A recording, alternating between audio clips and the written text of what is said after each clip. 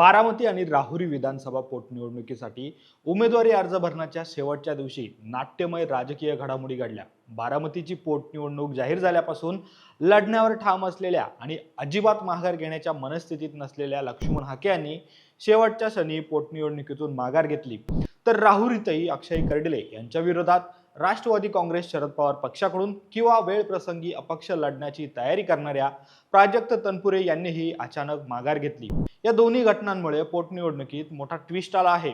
पडद्यावर या दोन्ही राजकीय घडामोडी घडत असताना पडद्यामागून या दोन्ही घडामोडींमागे शरद पवार आणि देवेंद्र फडणवीस आहेत अशी चर्चा माध्यमांमध्ये आहे।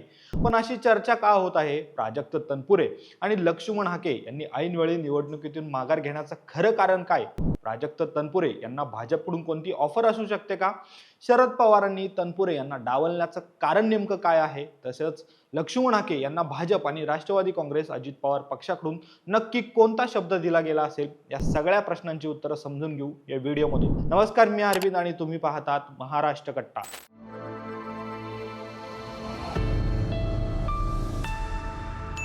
6 एप्रिलला बारामती आणि राहुरी विधानसभा पोटनिवडणुकीसाठी उमेदवारी अर्ज भरण्याच्या शेवटच्या दिवशी राजकीय वर्तुळात अचानक नाट्यमय घडामोडी घडल्या।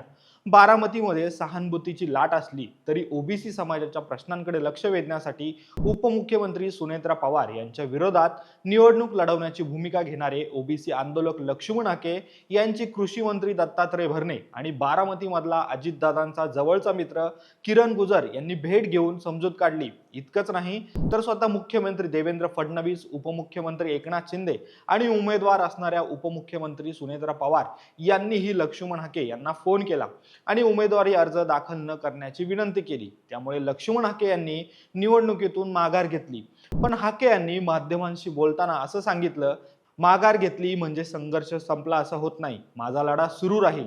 त्यामुळे लक्ष्मण हाके यांना निवडणूक लढवण्यासाठी मुख्यमंत्री देवेंद्र फडणवीस यांनी फूस लावली होती असं म्हणणारे तोंडावर पडले आणि काँग्रेसने उमेदवार दिल्याने भाजपला काँग्रेसवर टीका करण्याची आयती संधी मिळाली।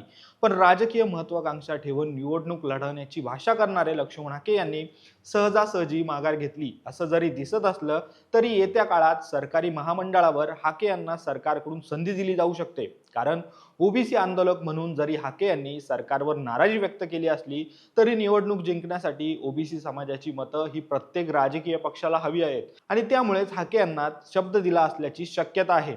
आता हे झालं बारामतीचं, पण राहुरीमध्ये सुद्धा असंच काहीसं घडलं। डोक्यावर भगवी टोपी आणि गळ्यात भगवा गमछा घालून मुख्यमंत्री देवेंद्र फडणवीसांचं कौतुक करणारे, राहुरी विधानसभा पोटनिवडणूक लढण्यावर ठाम असणारे प्राजक्त तनपुरे यांनी देखील ऐनवेळी भूमिका बदलली आणि माघार घेतली। पण इथं माध्यमांमध्ये चर्चा आहे ती तनपुरे यांची गेम झाल्याची। म्हणजे भाजपला पटेल अशी भूमिका घेणारे प्राजक्त तनपुरे हे भाजपच्या वाटेवर असल्याची चर्चा रंगली होती। त्यामुळे अक्षय कर्डिले यांनाच डच्चू देऊन तनपुरे यांना भाजपमध्ये प्रवेश देऊन उमेदवारी दिली जाईल या चर्चेला जोर आला होता।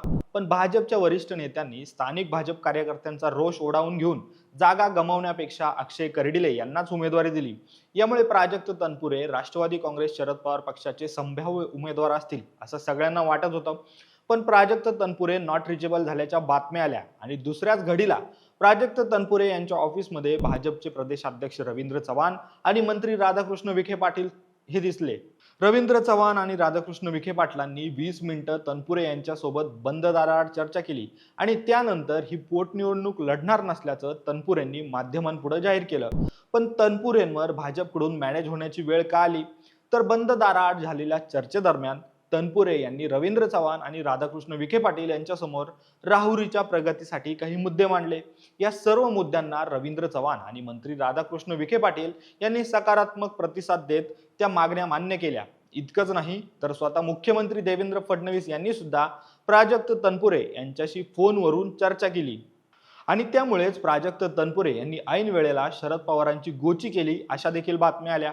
पण इथं सगळ्यात महत्त्वाचा मुद्दा म्हणजे शरद पवार यांनी प्राजक्त तनपुरे यांना उमेदवारी नाकारलेली होती। कारण प्राजक्त तनपुरे यांनी पक्षातील नेते मंडळी आणि स्वतः शरद पवार यांच्या सोबतही चर्चा न करता आमचे 10 आमदार सरकारमध्ये सामील होऊ शकतात असं भुवया उंचावणारं विधान केलं होतं।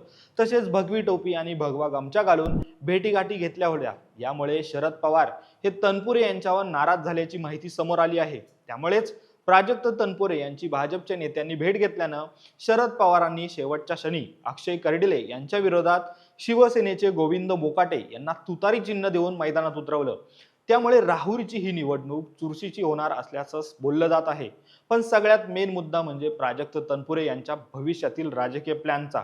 तर उमेदवारी अर्ज भरण्याच्या शेवटच्या दिवशी तनपुरे यांनी माघार घेतल्याने प्राजक्त तनपुरे हे लवकरच भाजपमध्ये जातील अशी शक्यता आहे। त्यामुळेच जयंत पाटील यांचा भाचा असणारे प्राजक्त तनपुरे यांना आगामी काळात विधान परिषदेवर संधी मिळण्याची शक्यता देखील आहे। त्यामुळेच शरद पवारांनी तनपुरेंना डावलून भाजपच्या विरोधात उमेदवार दिल्याने शह दिल्याचं बोललं जात आहे।